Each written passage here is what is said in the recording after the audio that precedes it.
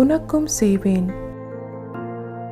நீ பயப்படாதே, உனக்கு வேண்டியபடியெல்லாம் செய்வேன். ரூத் 3:11.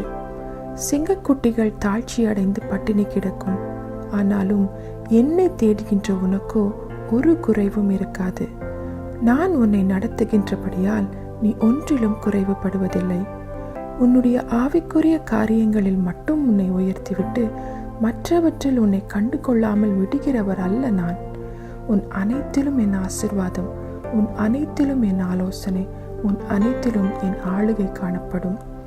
பிள்ளையற்றிருந்த ஆபிரகாமை வைத்து சந்ததியை ஆசீர்வதித்தவர் நான்.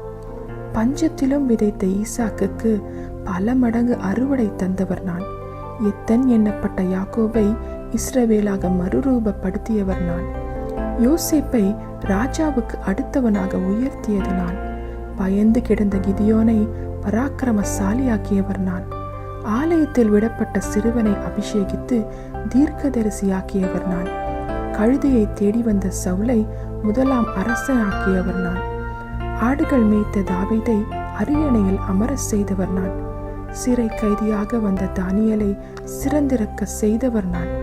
தகப்பனற்ற எஸ்தரை ராஜாத்தியாக்கியவர் நான்.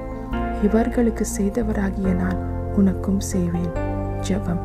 பரிசுத்த பிதாவே, இவர்களுக்கு செய்தவர் இவைகளை எனக்கும் செய்வதற்கு என்னை அர்ப்பணிக்கின்றேன். இயேசுவின் நாமத்தில் ஜெபிக்கிறேன். ஆமென்.